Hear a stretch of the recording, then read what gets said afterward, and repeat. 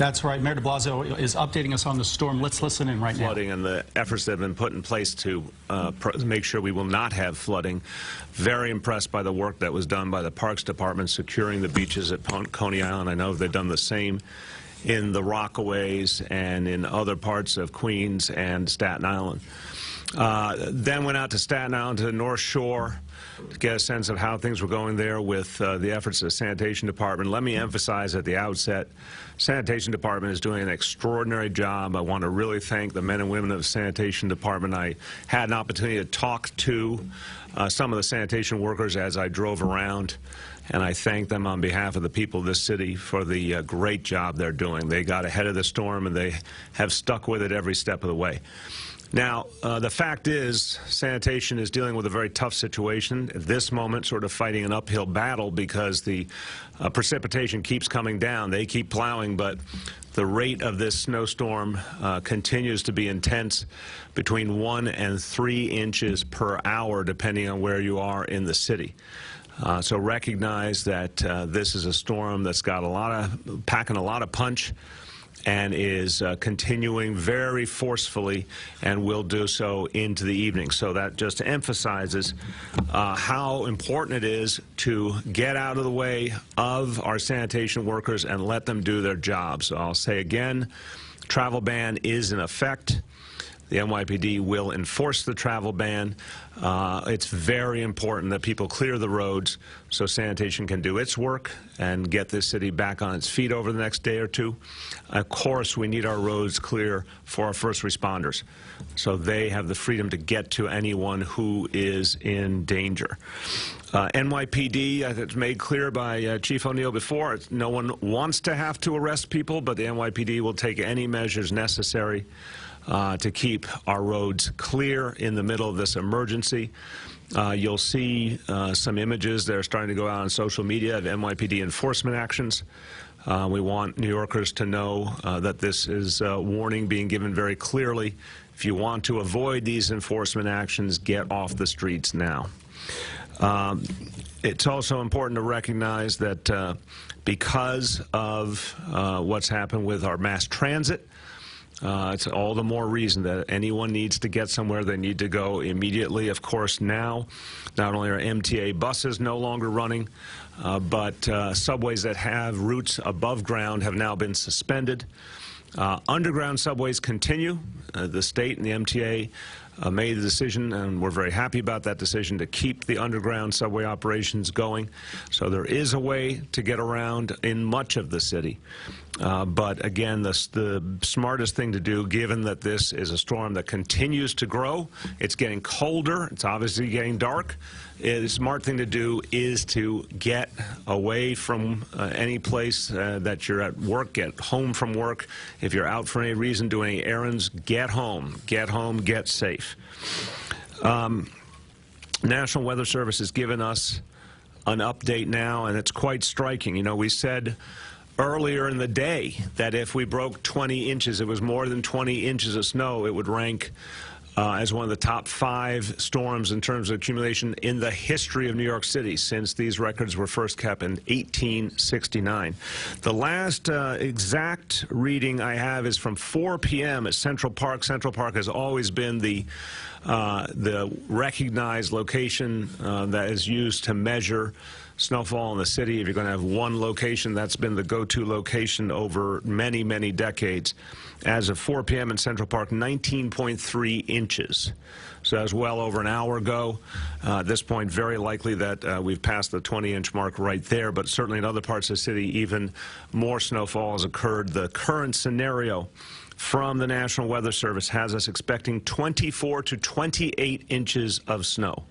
24 to 28 inches before the storm is over. So this is a forecast that in the last 24 hours has jumped up several times, and now as high as 28 inches. Again, from the point of view of this city, we have to prepare for an even worse case scenario than that and be ready if it goes even farther. Again, our sanitation crew's out doing an extraordinary job. They're working very long shifts, working very hard. They will keep doing that. Luckily, plenty of salt, plenty of vehicles ready. I'm very pleased with what I saw earlier in terms of the work of the Parks Department to protect against coastal flooding that I mentioned. So far, the indications on the kind of tidal levels we'll have seem quite moderate. No more than 3 or 4 feet above normal levels, which is manageable, especially given the precautions that have been put in place. But again, our agencies will be ready to respond if we see anything happen that might cause danger to people. Want to emphasize how important it is for folks to help our first responders. One of the simplest things you can do is if you have a fire hydrant in front of your house, when you're shoveling, keep that fire hydrant clear. The life you save could be your own or your family's or your neighbor's, so please keep the fire hydrants clear. But as Chief O'Neill will indicate, we already unfortunately have seen several situations where people overextended themselves, and in some cases with tragic results. So please be aware of your own limitations. If you're in good enough shape to be shoveling, great. If you're not in good enough shape, let someone else do it, another family member or some of the folks who go around neighborhoods offering to help shovel.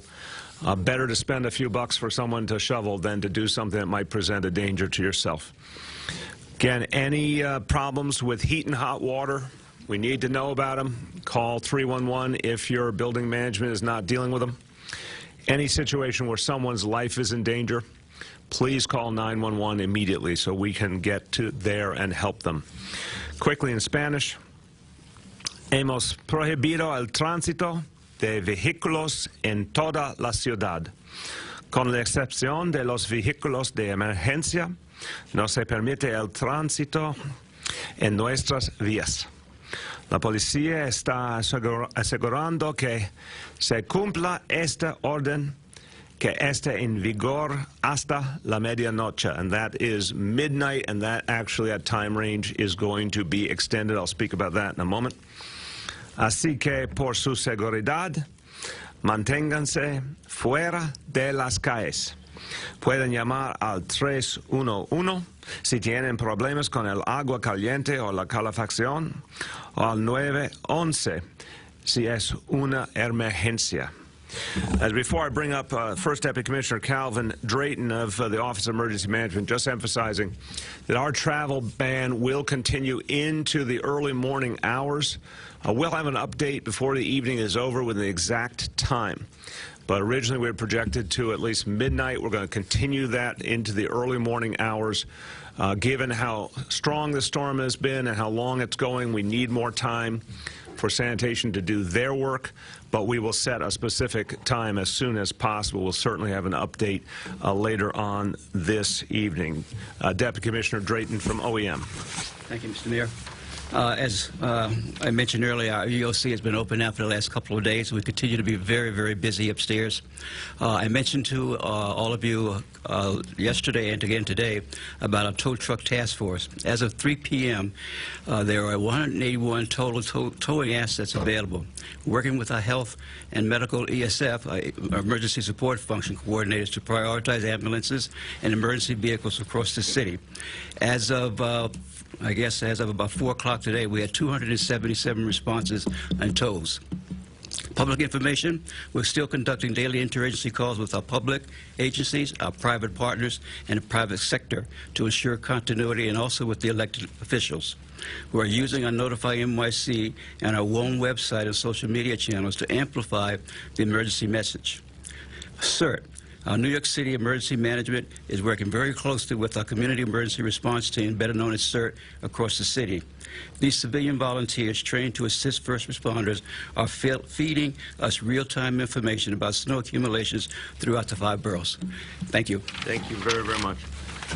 Now I'd like to bring up our Sanitation Commissioner, Catherine Garcia, with great thanks to her team for the amazing work they're doing.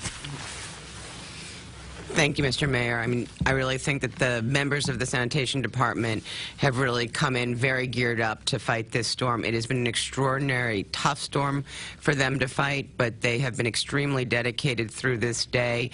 But they need to maintain that focus as we go into shift change later today, because we still have a lot of snow anticipated to fall.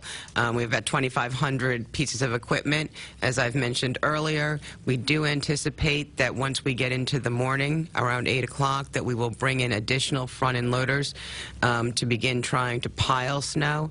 We also will bring in our laborers at 8 o'clock tomorrow morning. Thank you. Thank you very much. Now, responsible for all the roads of this city, our Transportation Commissioner, Polly Trottenberg. Thank you, Mr. Mayor. And I would actually like to take a moment to thank the DOT workers who are also out in full force tonight. Our roadway crews helping to plow, our bridges crews out trying to keep our bridges and pedestrian overpasses clear, our traffic management center, our emergency response, and the folks who are running the Staten Island ferry. And I will just mention the ferry is continuing to run. And if you're obviously coming into Manhattan, you can still connect with the subways. But if you're coming to Staten Island, just a reminder now, buses in the Staten Island Railroad no longer operational. So thank you. Thank you very much. And I want to echo Polly's point. DOT workers are doing a great job. We've been with them a lot of times recently as they've done great work repaving our city's streets. But now they're doing a great job responding to this emergency, and we thank them. Now, as I mentioned, NYPD out in force, enforcing the travel ban and obviously keeping people safe. I want you to hear from Chief of Department Jimmy O'Neill. Thank you, Mr. Mayor. And I'd like to thank the men and women of the NYPD and their families, too, because the cops are away from their families, and their families have to go through this storm without the brave men and women of our great police department.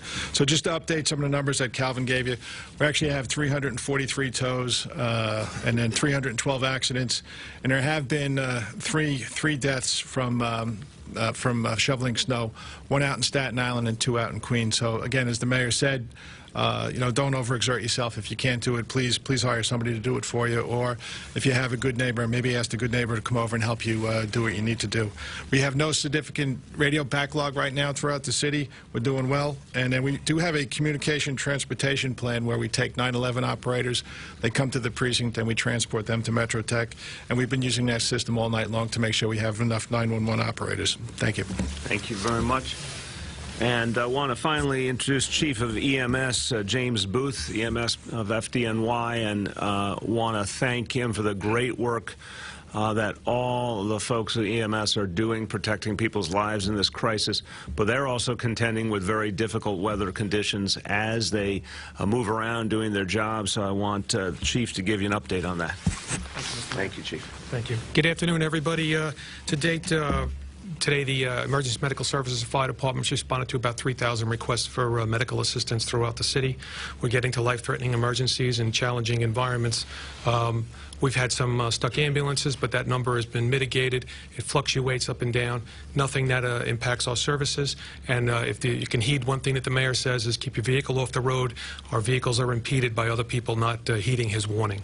So thank you very much, and have a good day. Thank you very much. All right, we'll take any questions that there are. Yes. Can you elaborate on the NYPD enforcement actions that are going to be going out over social media that you'll be depicted? Yeah, absolutely. So again, when the travel ban went into effect, of course, a lot of people had just heard about it. We're getting home. NYPD took a very generous view of that, and Chief has instructed the men and women of the PD to originally to give warnings and just tell people get home immediately, speed them along. I saw the chief do that himself in one case out in Coney Island. But as we go on, we obviously have seen some real improvement on the roadways, meaning more and more people are going home, staying home. The roads are getting clearer and clearer. People go out now after this much time, after this many warnings, are asking for enforcement. So you will see more and more visible enforcement. And simply what I was referring to is some of that enforcement has been captured and will be meeting on video images and will be put out on social media so the people of the city can see the NYPD is very, very serious about this enforcement. Any other questions? Yes. Do you have an estimated price tag for the snowstorm? Not yet. I mean, the good news for this season is we had a very substantial snow budget in place, given what we saw the last couple of years. We did not use that snow budget until this point in any meaningful way. I think I might have the number here, but the fact is this is the first one, so I think we budgeted $77 million, if I'm getting this right, for this fiscal year, and this is really the first time we're tapping into that in a meaningful way. So I think we're in good shape. Any other questions? Yes, keep going. Did you have to make the case to Governor Cuomo to keep the underground subways open, or was he on board with that? I think there was absolutely a consensus on that. It was good back and forth on all of these issues. He, in the first conversation we had earlier in the day, I think we both were working under the hope that as much as possible the subway system could keep going. We even earlier in the day were talking about whether we might get to the point of a travel ban, and we both felt earlier in the morning that we weren't at that point yet. Later on, after 11 o'clock, when we got the new estimates, everyone started talking in great detail about when and how to do a travel ban. So I think the facts really led us, as the situation clarified. Again, look at the trajectory over 24 hours, how greatly intensified these forecasts have been. And so I think the MTA did things right. First, the buses, which were obviously going to be in potential trouble.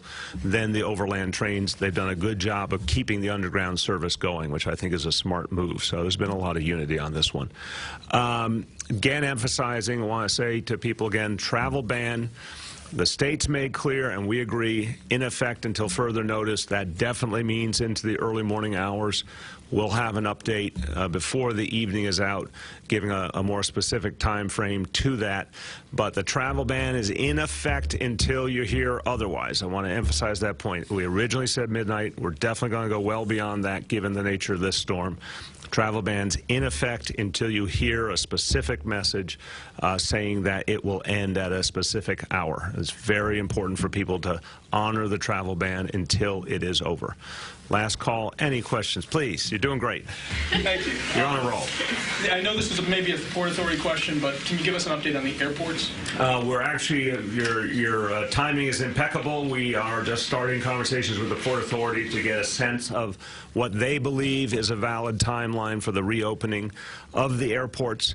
And obviously we're going to work with them on that, and that will be important to consider in terms of personnel who have to get to the airports and allowing them to do so. But we don't have yet a read on what that kind of time frame is. We'll know more about that in the next couple hours. Do you have a time frame on bringing up above-ground subways and buses and stuff? That's obviously, it's the MTA's call.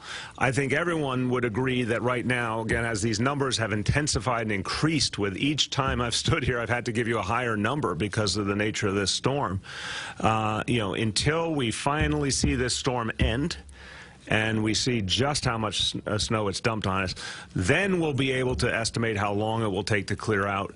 And once, of course, the MTA restarts its overground operations, they have to sustain it. So I think considering right now, we still believe this storm goes till 9 o'clock, 10 o'clock easily this evening. It's premature to say when that restart time will be.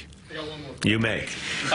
Broadway, as I'm sure you know, canceled all the I matinees. appreciate that everyone on Broadway made that decision. That was a very responsible decision. Did you or your staff reach out to folks from Broadway? Yes, we did. And we made very clear that we thought we understood the situation they were in. Obviously, it was regrettable for all of us, but that they had to take down the matinees and evening shows just because there's so many employees associated with Broadway who would be stranded otherwise. And we needed to get people home right away. We couldn't have them held up at their workplace. And it was actually very interesting to me when I was in Coney Island, I think we were down there, we got there a little before 2. You still saw a fair number of stores open. And then I went over to Staten Island. Then I went through my neighborhood in Brooklyn, through Park Slope. By the time I got to Park Slope, maybe about 4:15, 4:30, almost every store in the neighborhood was shut. So I think employers heeded the warning that, if everyone has to be off the road, they can't keep their employees in a situation where they end up having to violate the travel ban. So I think at that level, the travel ban was very effective. But in terms of Broadway, I think they did the right thing, they did the responsible thing, and they recognized that for all their employees, it was just unfair to hold them there. one more. Please. There was a report this morning that the parks departments and sanitation departments had gotten into a fight over over salt. Have you heard about that? No, I don't. They're not two departments that tend to fight with each other. So I think we have lots of salt. As I said, we started a storm with over 300,000 tons of salt, an extraordinary number. We're obviously going to make sure all our departments have what they need. Parks Department's done a great job in this crisis, especially with the way they reinforced the beaches. Sanitation's done a great job. Everyone is working together, OMB helping to coordinate all our agencies. Thank you very much, everyone. Blasio updating us on the storm. A few headlines there, among them that the travel ban that is in place will stay in place until further notice. We assumed it was going past midnight. The mayor indicated that it will probably go into the early morning hours, but he says we will update on that. In addition, as for above-ground subways, which are, as of now, not operating above ground, and for city buses, he says he has to check with the MTA. And once again, they're going to wait till the storm wraps up and take it from there. So we'll have to wait and see on that, too. And